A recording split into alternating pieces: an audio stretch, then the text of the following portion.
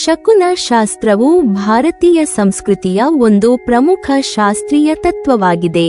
ಇದು ನಿಸರ್ಗದ ಚಲನ, ಪ್ರಾಣಿಗಳ ವರ್ತನೆ, ದೇಹದ ಸಣ್ಣ ಘಟನೆಗಳು ಮತ್ತು ಸಾಮಾನ್ಯ ಬದುಕಿನ ಸಂದರ್ಭಗಳಿಂದ ಭವಿಷ್ಯವನ್ನು ಊಹಿಸಲು ಸಹಾಯ ಮಾಡುವ ಶಾಸ್ತ್ರೀಯ ವಿಧಾನವಾಗಿದೆ.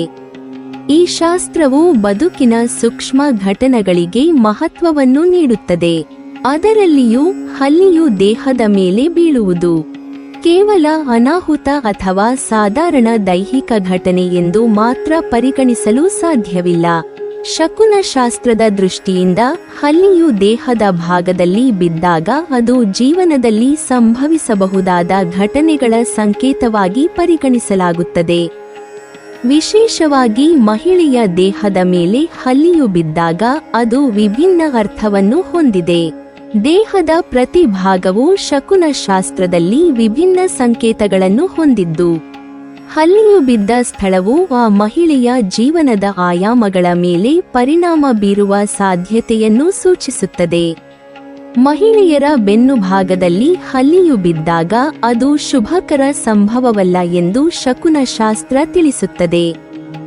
ಬೆನ್ನು ಭಾಗವು ನಮ್ಮ ಹಿಂದೆ ನಡೆದ ಘಟನೆಗಳು, ದೂರದ ಸಂಬಂಧಗಳು ಮತ್ತು ಸಂಕಷ್ಟಗಳನ್ನು ಸಂಕೇತಿಸುತ್ತದೆ.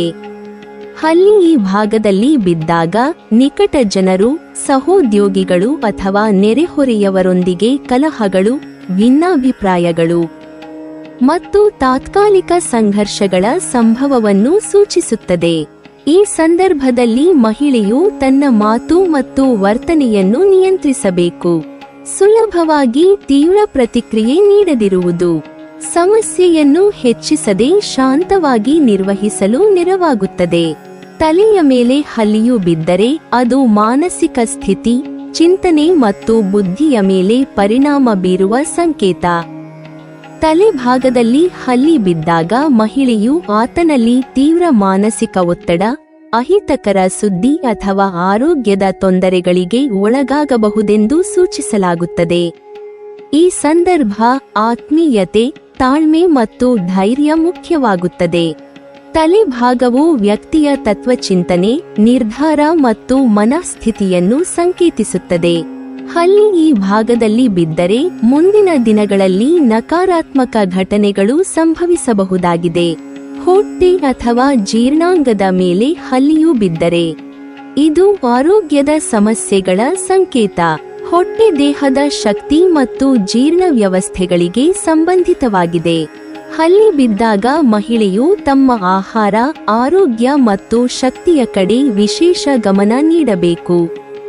ಶಾಸ್ತ್ರದಲ್ಲಿ ಈ ಸಂದರ್ಭದಲ್ಲಿ ಸ್ನಾನ ಮಾಡಿ ನೆಚ್ಚಿನ ದೇವರನ್ನು ಸ್ಮರಿಸುವುದು ಮತ್ತು ಧಾರ್ಮಿಕ ಕ್ರಿಯೆಗಳ ಮೂಲಕ ನಕಾರಾತ್ಮಕ ಪರಿಣಾಮಗಳನ್ನು ತಗ್ಗಿಸುವುದು ಶಿಫಾರಸು ಮಾಡಲಾಗಿದೆ. ತುಪ್ಪದ ದೀಪ ಬೆಳಗಿಸುವುದು, ಎಳ್ಳನ್ನು ದಾನ ಮಾಡುವುದು ಅಥವಾ ಧ್ಯಾನದಲ್ಲಿ ತೊಡಗಿಸುವುದು ಶುಭವನ್ನು ಹೆಚ್ಚಿಸಬಹುದು ಎಂದು ನಂಬಲಾಗಿದೆ. ಹಣೆಯ ಮೇಲೆ ಹಲ್ಲಿಯು ಬಿದ್ದರೆ ಅದರ ಅರ್ಥ ಶಕುನ ಶಾಸ್ತ್ರದಲ್ಲಿ ವಿಭಿನ್ನವಾಗಿ ವಿವೇಚಿಸಲಾಗುತ್ತದೆ.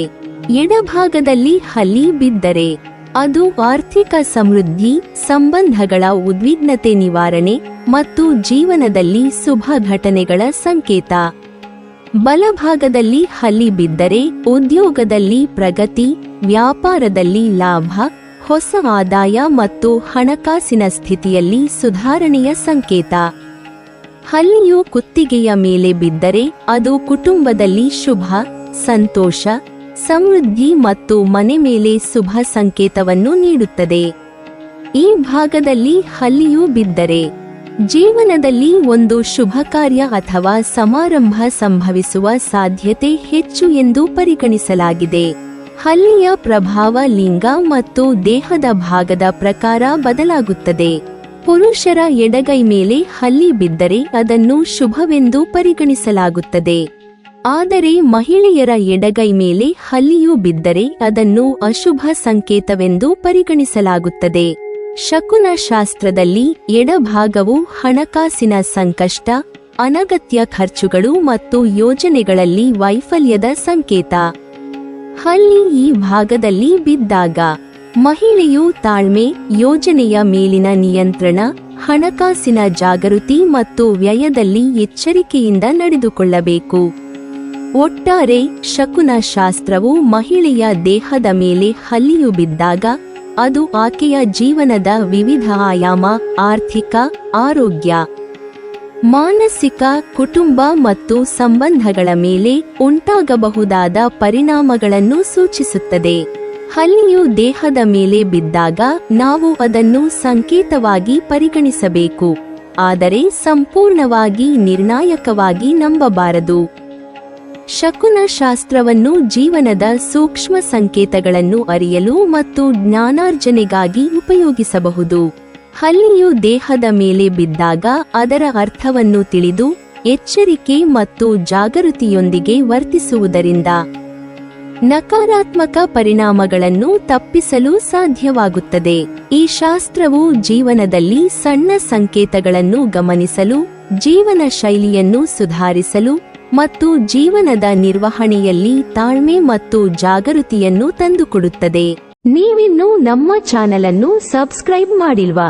ಹಾಗಾದರೆ ಈ ಕೂಡಲೇ ನಮ್ಮ ಇಂದ್ರಜಾಲ ಚಾನೆಲ್ ಅನ್ನು ಸಬ್ಸ್ಕ್ರೈಬ್ ಮಾಡಿ ಮತ್ತು ಪಕ್ಕದಲ್ಲಿರುವ ಬೆಲ್ ಐಕಾನ್ ಅನ್ನು ಕ್ಲಿಕ್ ಮಾಡಿದರೆ ನಮ್ಮ ಹೊಸ ವಿಡಿಯೋಗಳನ್ನು ನೀವು ನೋಡಬಹುದು.